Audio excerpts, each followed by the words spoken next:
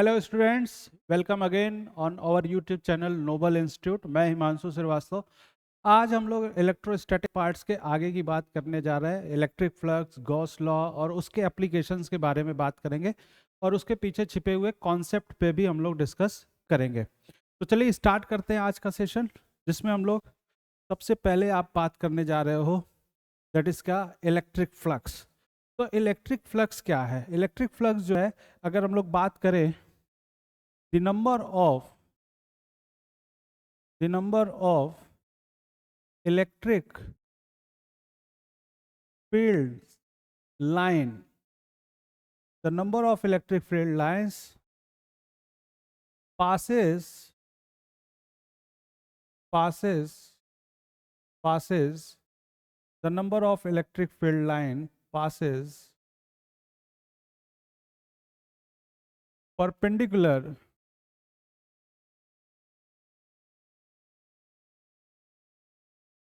to the surface is known as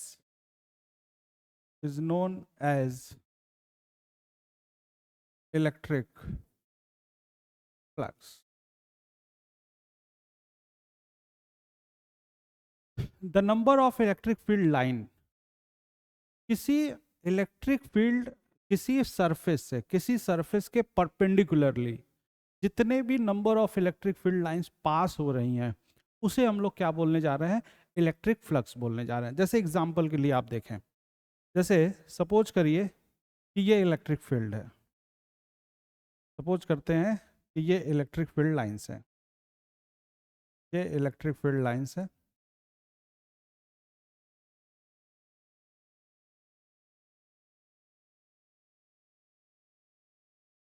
ये electric field lines है।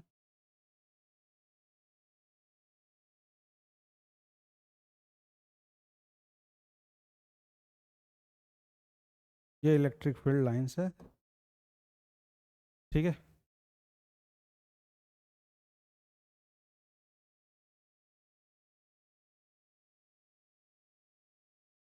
ये इलेक्ट्रिक फील्ड लाइंस है, ठीक है।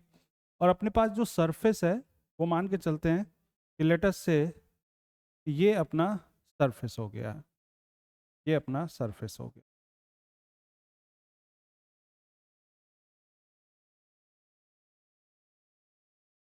ये कोई अपना सरफेस है। तो इस सरफेस से number of electric field line कितनी पास हो रही हैं? ये जो हम लोगों ने सरफेस ले रखा है, ये सरफेस है इस तरह से, या मैं ऐसे बना लूं कि सर ये इस तरह से हमारे पास कोई सरफेस है। अब आप देखें कि प्लेन के परपेंडिकुलरली सरफेस ऐसे है, इलेक्ट्रिक फील्ड लाइंस ऐसे जा रही हैं। सरफेस ऐसे है, इलेक्ट्रिक फील्ड लाइंस ऐसे जा रही है। अगर सरफेस ऐसे हो जाएगा और इलेक्ट्रिक फील्ड लाइंस ऐसे जाएंगे, तब तो कोई भी गुजर नहीं पाएगा परपेंडिकुलरली। तो सरफेस से परपेंडिकुलरली कितना गुजर रहा है, उसको आप क्या बोलने जा रहे हैं? उसको आप बोलने जा रहे हैं फ्लक्स, इलेक्ट्रिक फ्लक्स। तो इसको हम लोग फाई से डिनोट करते हैं। किससे डिनोट करेंगे? इलेक्ट्रिक फ्लक्स को हम लोग फाई से डिनोट करेंगे। जैसे एग्जाम्पल के लिए अगर हम लोग बात करें, इस पर्टिकुलर से कितनी number of electric field line गुजर रही है, ये इलेक्ट्रिक फील्ड लाइंस हैं। तो आप देखेंगे कि 1, 2 और 3 इलेक्ट्रिक फील्ड लाइंस गुजर रही हैं। तो यहाँ पे फाई की वैल्यू क्या हो जाएगी? 3 हो जाएगी। तो उस प्लेन के परपेंडिकुलरली कितने इलेक्ट्रिक फील्ड लाइंस गुजर रही है, वो आप बोलने जा रहे हो कि वो 5 हो जाएगा, ठीक है। एक और बात जरा ध्यान दें कि 5 किसके ऊपर डिपेंड करेगा? ऑब्वियस सी बात है, एरिया के ऊपर डिपेंड करेगा। अगर एरिया ज्यादा होगा, जैसे मैं कह दूं कि ये वाला एरिया था, ये एरिया था, तो ऑब्वियस सी बात है इलेक्ट्रिक फील्ड लाइंस बढ़ जाएंगी, यानी फ्लक्स जो है वो बढ़ जाएगा। तो एरिया के ऊपर डिपेंड करेगा। अच्छा, और किसके ऊपर डिपेंड करेगा? और इलेक्ट्रिक फील्ड की इंटेंसिटी पर डिपेंड करेगा। अगर इलेक्ट्रिक फील्ड की इंटेंसिटी ज्यादा है, तो आपको यह बात पता है कि अगर इलेक्ट्रिक फील्ड की इंटेंसिटी ज्यादा है, तो number of electric field lines भी ज़्यादा होंगी। तो यानी उसी पर्टिकुलर एरिया में number of electric field lines ज़्यादा हो जाने से फ्लक्स की वैल्यू बढ़ जाएगी। यानी फाई जो कि नंबर ऑफ फील्ड लाइन है perpendicular to the plane area, वो किसके ऊपर डिपेंड करेगा? ई के ऊपर भी डिपेंड करेगा। किसके ऊपर डिपेंड करेगा? ई के ऊपर भी डिपेंड करेगा। तो ये आपके पास जो वैल्यू हो गई वो phi directly proportional to E और phi directly proportional to A भी है। तो आप यहाँ पे इसको लिखते हो जनरल फॉर्म में फाई डायरेक्टली प्रोपोर्शनल या phi equal to E dot A area vector, और ये जो है वो फाई हो गया, ये जो है ये फाई हो गया। इलेक्ट्रिक फील्ड का यूनिट क्या होता है? इलेक्ट्रिक फील्ड का यूनिट होता है न्यूटन मीटर, और एरिया का यूनिट क्या होता है? Metre square. ठीक है, तो ये न्यूटन मीटर इलेक्ट्रिक फील्ड का यूनिट हो गया, sorry newton per coulomb, very sorry, newton per coulomb, newton per coulomb electric field की इंटेंसिटी हो गई, और ये मीटर स्क्वायर।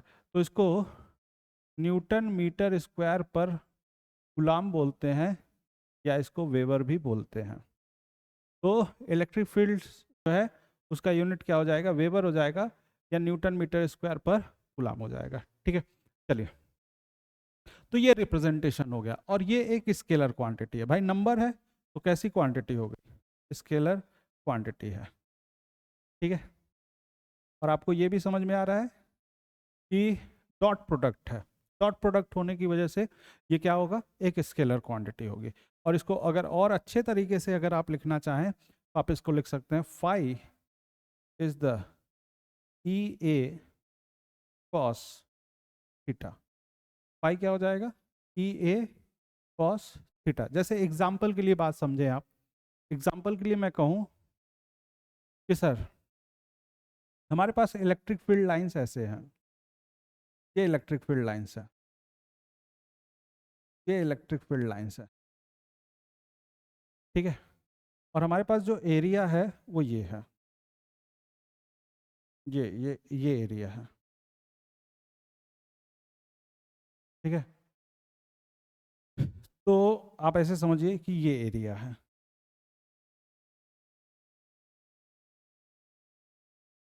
सिंपल सा एरिया ये बना लेते हैं कि सर ये एरिया है। तो इसके परपेंडिकुलर एरिया, एरिया ये हो गया, एरिया वेक्टर ये हो गया, और ई ये हो गया।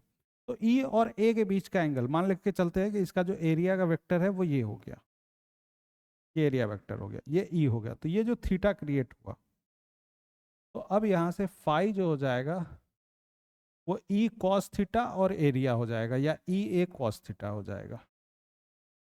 ये इस तरह से आप रिप्रेजेंट कर सकते। तो फाई इस तरह से रिप्रेजेंट किया जा सकता है। बट ध्यान रखना है कि एक स्केलर क्वांटिटी होगी, और आप इसको रिप्रेजेंट जब करेंगे तो कैसे रिप्रेजेंट करेंगे? E A. Electric flux number of fields lines है जो सरफेस से परपेंडिकुलर जाने चाहिए, जो सरफेस से कैसे जाने चाहिए? परपेंडिकुलर फॉर्म में जाने चाहिए। जैसे मैं आपसे एक एग्जांपल के लिए बात करूं, जैसे मैं आपसे एक एग्जांपल के लिए बात करूं कि ये एक स्क्वायर है, ये एक स्क्वायर है, ये एक स्क्वायर है, और फील्ड लाइन इसके परपेंडिकुलरली है, फील्ड लाइंस इसके परपेंडिकुलरली, या प्लेन ये ऐसे रखा हुआ है और ये ऐसे इलेक्ट्रिक फील्ड लाइंस है। ठीक है, ये ऐसे इलेक्ट्रिक फील्ड लाइंस है,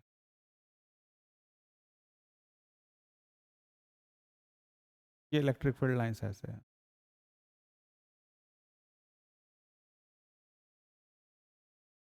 ई की जो वैल्यू है कुछ भी मान लीजिए, लेट अस से कि 5 न्यूटन पर कूलाम है, और ये एरिया जो है वो ए है और ए है। ठीक है, तो यहाँ पे जो फाई होगा, एरिया वेक्टर सरफेस से क्या होता है? परपेंडिकुलर। ये ऐसे है और ये ऐसे जा रहा है, तो एरिया वेक्टर क्या होगा? परपेंडिकुलर होगा। तो यहाँ से आप कह सकते हो कि ई इंटू ए स्क्वायर, ये आपके पास इस तरह से हो जाएगा। बट अगर यही सरफेस ऐसे होता और ऐसे इस तरह से इलेक्ट्रिक फील्ड जा रही होती, जैसे मैं आपसे कहूँ यही सरफेस इस तरह से होता, ये ऐसे, और इलेक्ट्रिक फील्ड लाइंस ऐसे जा रही होती,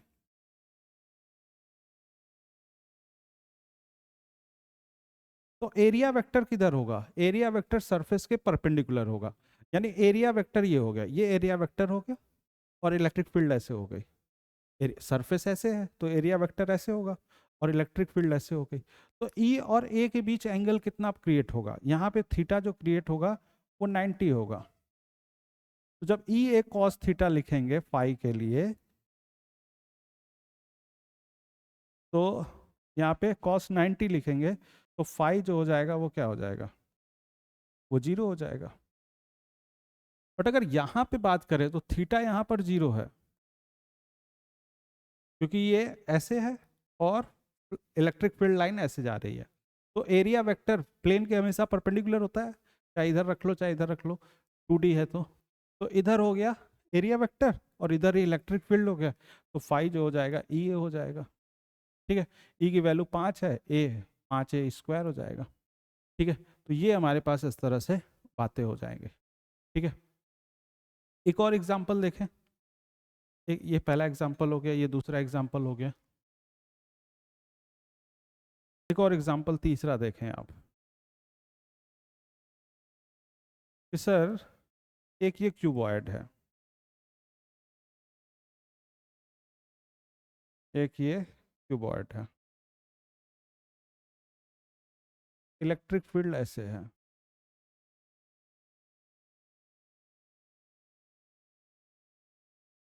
इलेक्ट्रिक फील्ड लाइंस ऐसे है, ये इलेक्ट्रिक फील्ड लाइन।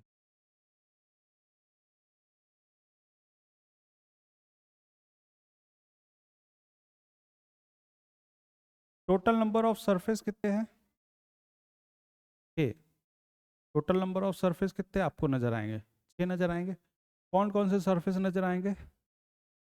1, और उसके बॉटम में 2, इधर की तरफ 3, और ये इधर की तरफ 4, ये फ्रंट पे 5, और इसके बैक पे 6।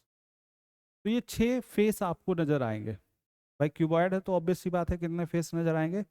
6 फेस नजर आएंगे। ठीक है, अच्छा अब ये 3D डायग्राम हो गया है।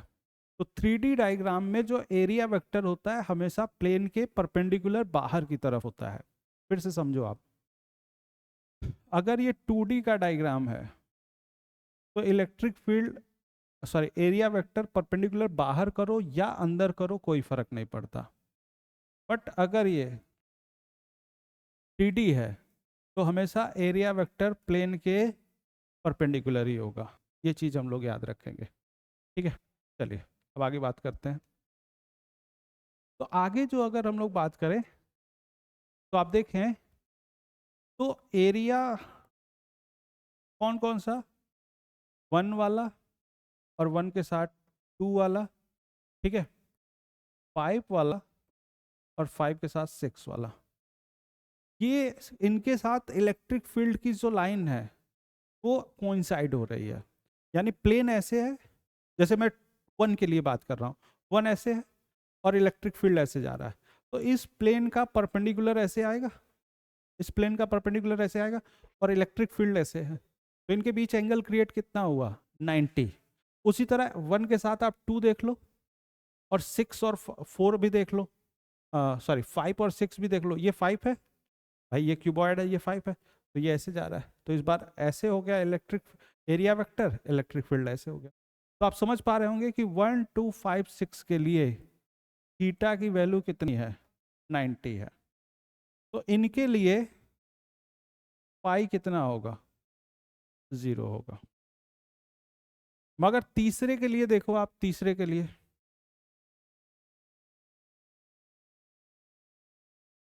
पाई 3, मतलब तीसरा वाला एरिया। तीसरा वाला कौन सा एरिया है मैं आपको एक बार शो कर दूं, ये एरिया है, ये वाला एरिया। तो अब देखो ये एरिया है और इसका परपेंडिकुलर बाहर की तरफ ऐसे आएगा, इधर की तरफ, और इलेक्ट्रिक फील्ड इधर है, इलेक्ट्रिक फील्ड इधर है, एरिया इधर है, तो कॉस थीटा क्या बनेगा, थीटा यहाँ पे क्या बनेगा, थीटा 180 बनेगा। तो यहाँ पे आप लिख सकते हो ई ए कॉस 180। मान लीजिए क्यूबॉइड है, मान लेते हैं क्या है, क्यूब है, तो ये हो जाएगा minus E A square. But अगर 5 4 लिखोगे आप, 3 के सामने वाला एरिया 5 4, तो इस बार ई ए कॉस क्या लिखना होगा, इस एरिया के परपेंडिकुलर बाहर की तरफ, 3D में बाहर की तरफ, और इलेक्ट्रिक फील्ड भी उधर ही है, तो कॉस 0 हो जाएगा, यानी ई ए स्क्वायर ये 5 4 हो जाएगा। ठीक है, तो कुल मिला के 5 1 0, 5 2 0, 5 3 माइनस ई ए स्क्वायर, 5 4 ई ए स्क्वायर, 5 5 0 और 5 6 0। तो नेट फाई कितना हो जाएगा, 0। तो आप ध्यान रखेंगे नेट फाई इसके लिए क्या हो जाएगा, 0। यानी किसी भी एरिया के अंदर अगर चार्ज प्रेजेंट नहीं है तो इलेक्ट्रिक फील्ड जो है वो वहां पर फ्लक्स क्रिएट नहीं कर पाएगा। अगर उसके अंदर चार्ज नहीं है तो, चार्ज अगर बाहर है तो कोई फर्क नहीं पड़ेगा, चार्ज अगर अंदर है तब बात बिगड़ जाएगी, तब फाई 0 नहीं होगा। वो गॉस लॉ में समझेंगे हम लोग क्या हो जाएगा। ठीक है, तो इलेक्ट्रिक यूनिफॉर्म इलेक्ट्रिक फील्ड होना चाहिए। क्या होना चाहिए, यूनिफॉर्म इलेक्ट्रिक फील्ड में अगर चार्ज एरिया के अंदर प्लेस्ड नहीं है तो नेट इलेक्ट्रिक फील्ड क्या होगा, 0 होगा। ठीक है, ये बात आप चाहो तो नोट करके भी लिख सकते हो कि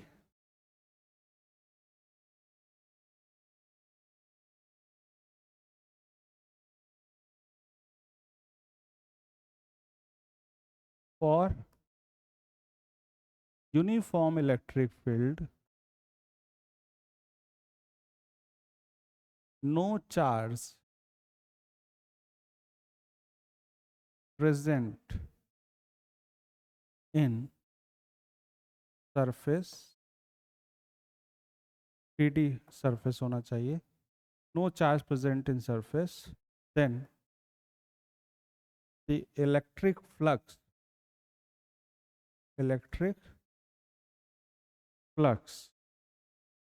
जिसको आप क्या बोल रहे हो, phi, will be, then the net electric flux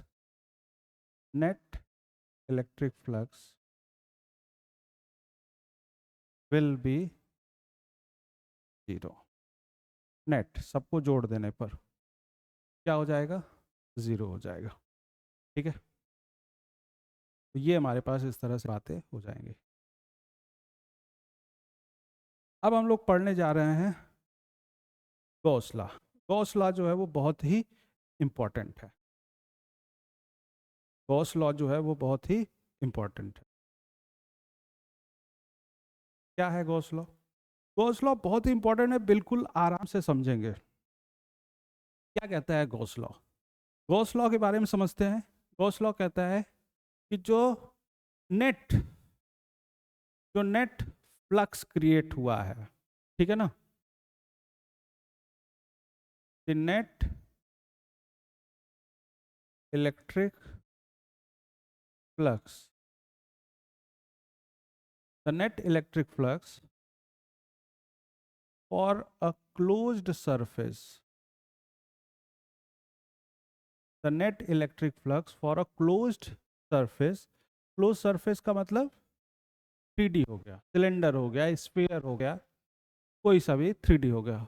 the net electric flux for a closed surface 3D is 1 by epsilon naught times 1 by epsilon naught times the net charge, the net charge enclosed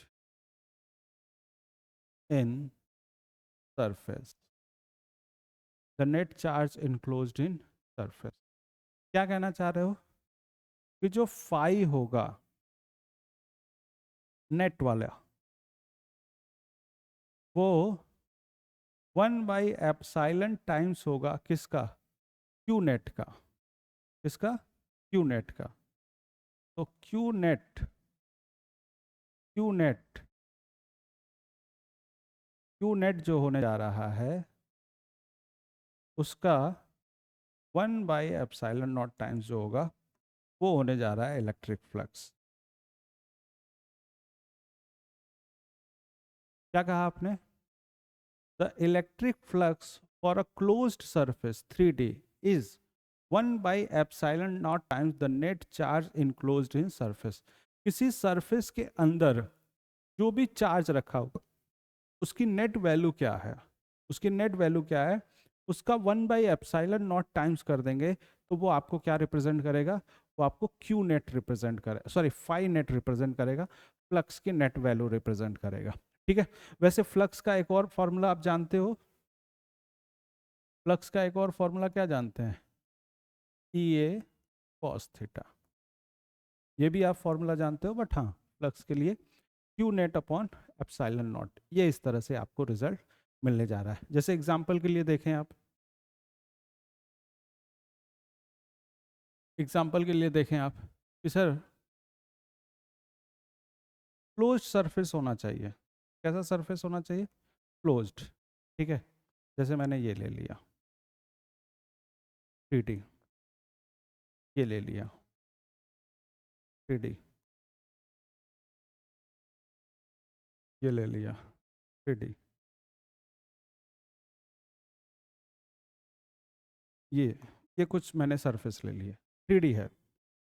तो इसके अंदर charge रख लो आप Q not, इसके अंदर charge रख लो आप Q not, इसके अंदर चार्ज रख लो आप क्यू नॉट, इसके अंदर चार्ज रख लो आप क्यू नॉट।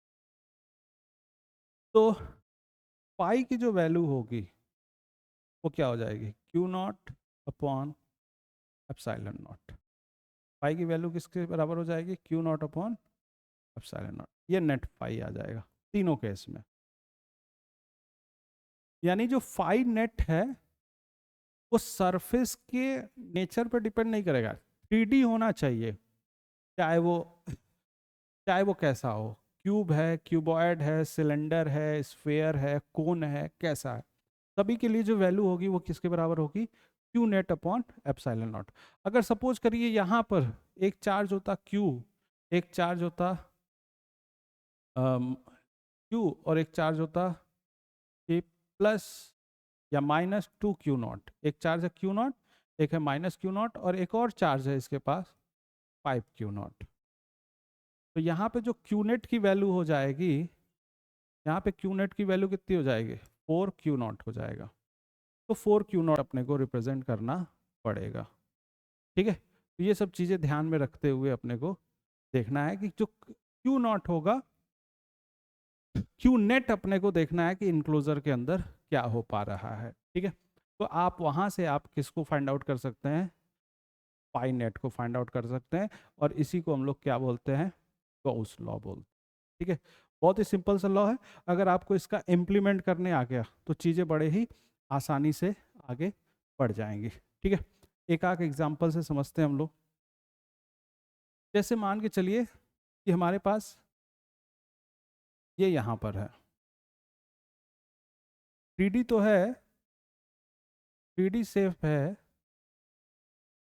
मगर क्यू नॉट यहाँ पर है। 3D सेफ है मगर क्यू नॉट यहाँ पर है। ठीक है।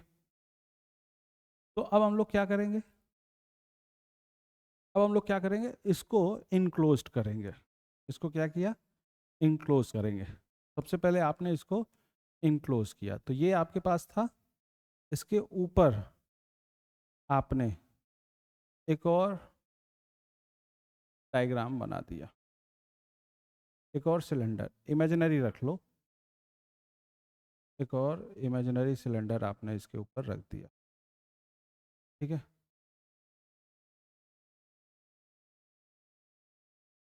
एक और इमेजिनरी सिलेंडर आपने इसके ऊपर रख दिया, सेम लंबाई चौड़ाई का। ठीक है ना। यानी ये जो डिस्टेंस है, अगर मान के चलिए ये ए था, ये ए है, तो ये भी क्या हो गया, ए है। अब क्यू नॉट आप देखोगे तो क्यू नॉट पूरा का पूरा उसके अंदर हो गया। तो इसके लिए जो फाई नेट होगा वो हो जाएगा Q naught upon epsilon not, क्योंकि इनक्लोज्ड होना चाहिए। मगर आप इसके लिए बात करेंगे तो इसके लिए जो फाई नेट होगा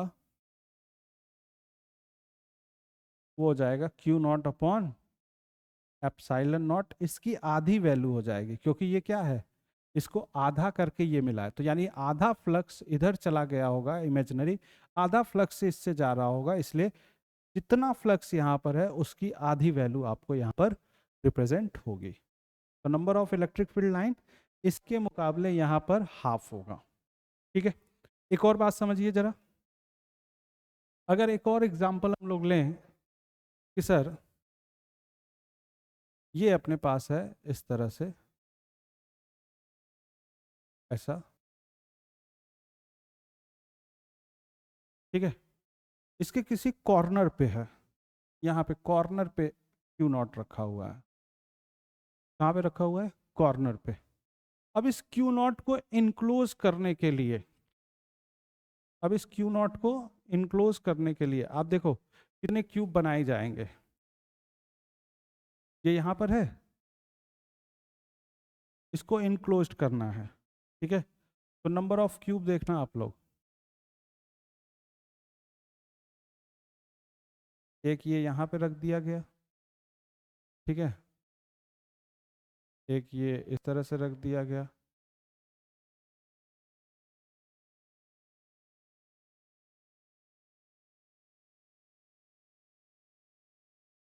मतलब कुल इमेजिन करो, ऐसे मैं बना नहीं पा रहा हूँ, इमेजिन करो जरा कि यहाँ पे है, यहाँ पे है, तो एक क्यूब तो इधर बन जाएगा, एक क्यूब इसके पीछे बन जाएगा, एक क्यूब इसके आगे बन जाएगा, और फिर उसके बाद इसके ऊपर ऊपर बन जाएगा। यानी अगर किसी कॉर्नर को ढकना है, इसको इनक्लोज करना है, तो टोटल नंबर ऑफ क्यूब जो लगेंगे वो मेरे ख्याल से आप समझिए 8 लगेंगे। कितने लगेंगे, यहाँ पे नंबर ऑफ क्यूब्स कितने हो जाएंगे, उसको फिलअप करने के लिए 8 हो जाएगा, तो यहाँ पे 8 हो जाएगा, तो यानी एक क्यूब ये हो गया, फिर यहाँ पे भी एक क्यूब आ जाएगा, इसके पीछे भी आ जाएंगे, और इसके ऊपर ऊपर भी आ जाएंगे, तो टोटल नंबर ऑफ क्यूब्स कितने हो जाएंगे, 8 हो जाएंगे।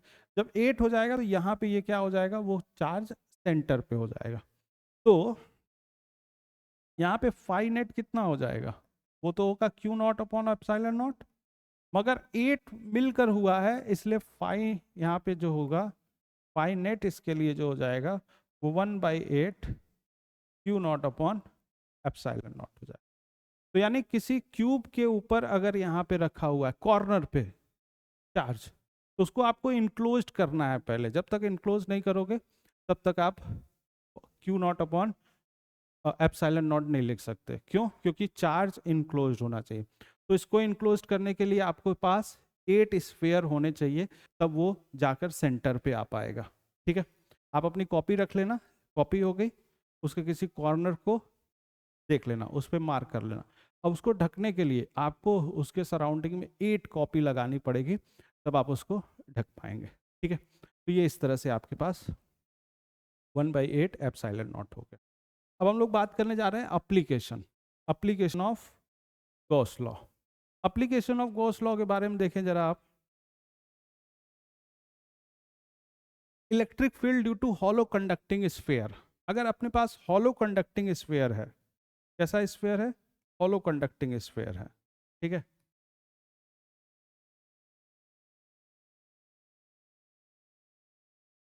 ये अपने पास हॉलो कंडक्टिंग स्फेयर है, ठीक है। हॉलो कंडक्टिंग स्फेयर कहने का मतलब कि आप ये देख पा रहे होंगे कि चार्ज का डिस्ट्रीब्यूशन सभी जगह फैला हुआ है,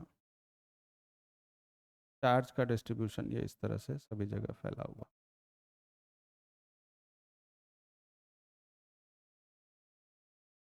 ये चार्ज इस तरह से डिस्ट्रीब्यूटेड है, ठीक है।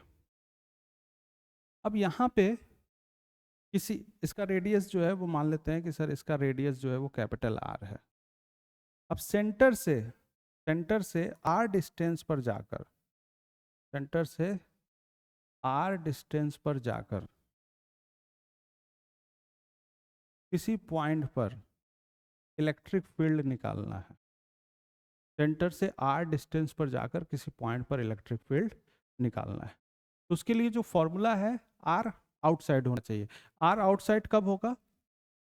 जब आर की वैल्यू कैपिटल आर से बड़ी हो जाएगी। जब स्मॉल आर कैपिटल आर से ज़्यादा हो जाएगा तो वो आउटसाइड हो जाएगा। तो यहाँ पर जो ई की वैल्यू आ जाएगी वो आ जाएगी sigma R square upon epsilon naught are square. Sigma जो है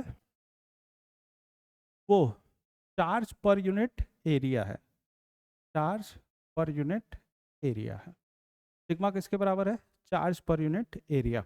और अगर कौन सा है, क्या है यहाँ पर? स्फीयर है। तो एरिया जो हो जाएगा वो क्या हो जाएगा? 4 पाई आर स्क्वायर हो जाएगा। एरिया यहाँ पर क्या हो जाएगा? 4 पाई आर स्क्वायर हो जाएगा। तो ई के बारे में अगर आप बात करें तो ई क्या होगा? Sigma charge per unit area है, क्यू बाई ए, और Q by 4 pi R square, ये हो गया। अच्छा, ये 1 upon epsilon naught are square है ही, और ये आर स्क्वायर एक और है। तो ये sigma sigma R square upon epsilon naught are square. तो आप इसको इस फॉर्म में भी लिख सकते हो कि आर स्क्वायर गायब हो चुका है। ई की वैल्यू 1/4 पाई एप्सिलॉन नॉट और क्यू बाई आर स्क्वायर, ये इस फॉर्म में भी आप लिख सकते हो। अदरवाइज आप इस तरह से लिख सकते हो। सिग्मा को ध्यान रखना है कि सिग्मा क्या होगा? क्यू अपॉन एरिया होने जा रहा है। ठीक है, ये किसके लिए है? हॉलो के लिए है। और हॉलो में भी कौन सा कंडीशन? जब आर की वैल्यू क्या होगी? आउटसाइड होगी, इस स्फीयर से बाहर होगी। ठीक है, अगर इनसाइड होगी तब क्या होगा?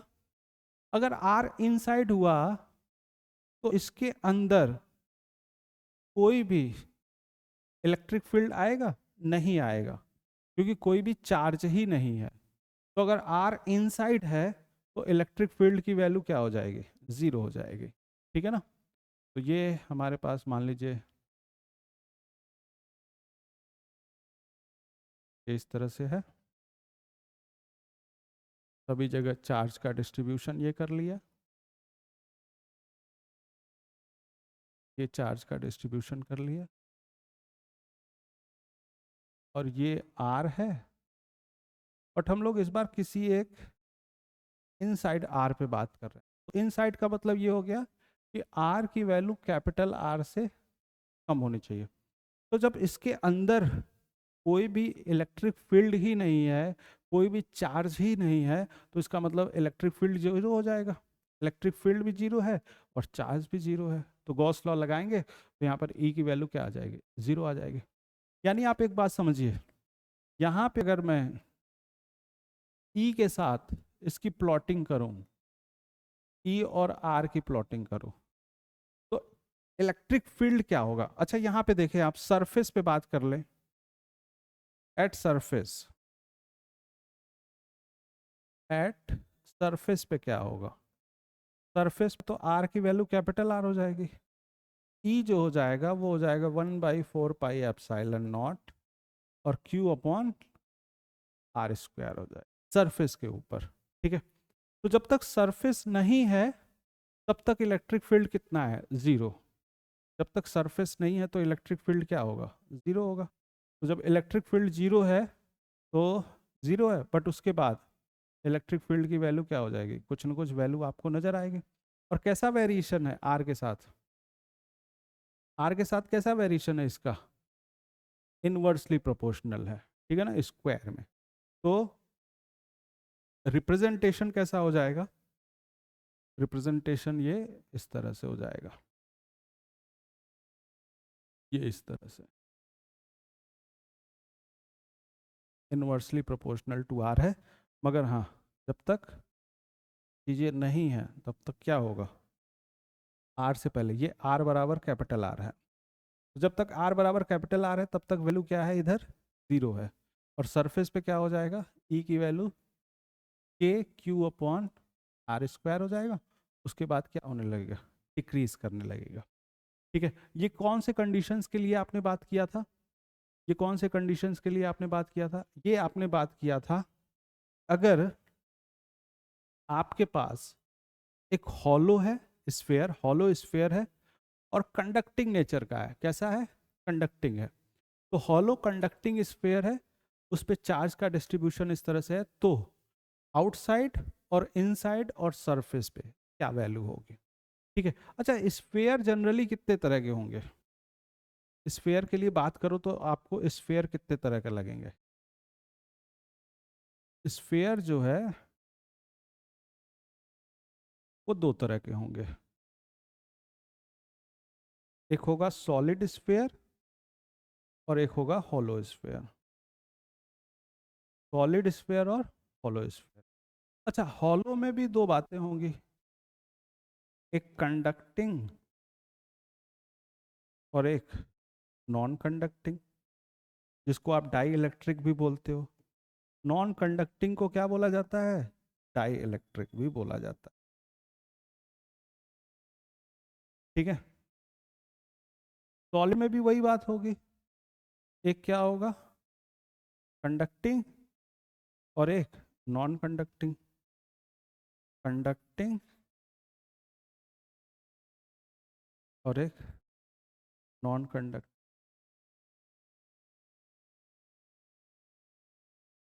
अच्छा जो कंडक्टर होते हैं उसमें जो चार्ज पार्टिकल होता है वो सेंटर पे नहीं रहता, वो स्फीयर पे रहता है। अगर कंडक्टर है सॉलिड नेचर का, तो सॉलिड नेचर के कंडक्टर पे, ये सॉलिड कंडक्टर है, तो यहाँ पे भी जो चार्ज पार्टिकल होंगे ना वो सरफेस पे ही रहते हैं, ये उनका नेचर होता है, अंदर नहीं रहेंगे। जबकि नॉन कंडक्टिंग है तो चार्ज पार्टिकल अंदर रहेंगे।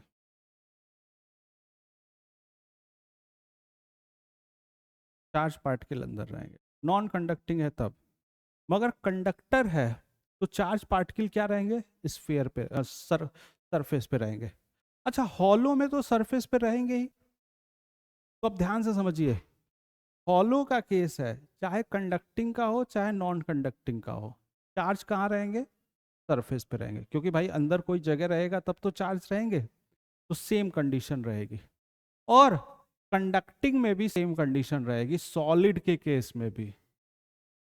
तो आप समझो कि जो आपने रिजल्ट लिखा है ये वाला, ये जो सारा रिजल्ट लिखा है, ये सारा का सारा रिजल्ट किसके किसके लिए वैलिड है, किसके किसके लिए वैलिड है, सॉलिड कंडक्टिंग के लिए, हॉलो कंडक्टिंग और हॉलो नॉन कंडक्टिंग दोनों के लिए। ठीक है, तो above केस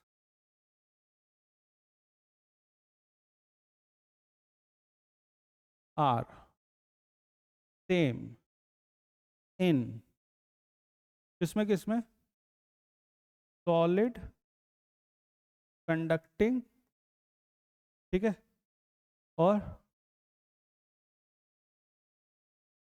हॉलो कंडक्टिंग और solid conducting, hollow conducting and hollow non conducting, ये सेम है। हालांकि आपने यहाँ पे हेडिंग लिख रखा है, क्या लिख रखा है कि सर ये वाला जो केस है वो किसके लिए है, हॉलो कंडक्टिंग के लिए। तो हॉलो कंडक्टिंग हो या हॉलो नॉन कंडक्टिंग हो एक ही बात है, मगर सॉलिड कंडक्टिंग भी होगा तब भी यही होगा। क्यों, क्योंकि चार्ज जो है वो आउटर सरफेस पे ही रहते हैं, चार्ज अंदर नहीं रहते। केस कब बदलेगा, जब चार्ज जो है वो इनसाइड रहेंगे। ठीक है, जो कि हम लोग आगे बात कर रहे हैं। तब electric field due to non conducting solid sphere, non conducting है, यानी कौन सा केस है, ये वाला केस है, नॉन कंडक्टिंग सॉलिड स्फीयर। ठीक है, यानी हम लोग कहें तो आप ये कहोगे कि सर ये वाला केस है, इसमें चार्ज पार्टिकल जो है वो पूरे के पूरे वॉल्यूम में ऑक्यूपाइड होंगे, सरफेस पे नहीं होंगे, क्योंकि कंडक्टर नहीं है, नॉन कंडक्टिंग है, तो पूरे के पूरे सरफेस पे ऑक्यूपाइड होंगे, ठीक है, पूरा वॉल्यूम में। ये क्या हो गया, ये कैपिटल आर हो गया। किसी एक स्मॉल आर पे हम लोग इलेक्ट्रिक फील्ड लिखना चाहते हैं आउटसाइड। आउटसाइड के लिए क्या लिखना पसंद करोगे, आर की वैल्यू कैपिटल आर से बड़ी हो जाएगी। तो फॉर्मूला क्या बन जाएगा आपके पास, E बराबर rho r cube upon 3 epsilon naught are square, जहां पर रो जो होता है चार्ज पर यूनिट वॉल्यूम होता है, चार्ज पर यूनिट वॉल्यूम होता है, क्योंकि पूरे वॉल्यूम में ऑक्यूपाइड है। सिग्मा कब यूज करेंगे, जब चार्ज पर यूनिट सरफेस होगा, सरफेस पे ऑक्यूपाइड होगा। तो वॉल्यूम के लिए क्या लिखेंगे, स्फीयर का 4/3 पाई आर क्यूब। तो इसी को आप ऐसे भी लिख सकते हो, ई रो के बदले में q upon 4/3 pi r cube, और r cube 3 epsilon naught are square. तो आर क्यूब गया, 3 और 3 गया, तो ये आपको क्या दिखेगा, 1/4 पाई एप्सिलॉन नॉट और क्यू बाई आर स्क्वायर। तो ये ई की वैल्यू आ जाएगी, ये आउटसाइड हो जाएगा, ये क्या हो जाएगा, आउटसाइड। तो electric field due to non conducting solid sphere outside के लिए ये हो जाएगा। इनसाइड जब आप देखोगे, तो इनसाइड अगर आपने ये ऐसा किया तो क्या आपको चार्ज दिखेगा इनसाइड के अंदर, बिल्कुल दिखेगा। तो जब चार्ज दिखेगा तो इस बार जीरो नहीं होगा, ठीक है। तो इनसाइड के लिए यानी आर की वैल्यू जब लेस देन आर हो जाएगी, तब के लिए भी हम लोग बात कर सकते हैं। कैसे करेंगे सर, ये हमारे पास है स्फीयर और ये सॉलिड स्फीयर है, बट हाँ केस ये है कि इस बार नॉन कंडक्टिंग है, ठीक है ना। तो चार्ज का डिस्ट्रीब्यूशन पूरा सरफेस पे वॉल्यूम पे रहेगा, पूरा वॉल्यूम पे है ये, ठीक है।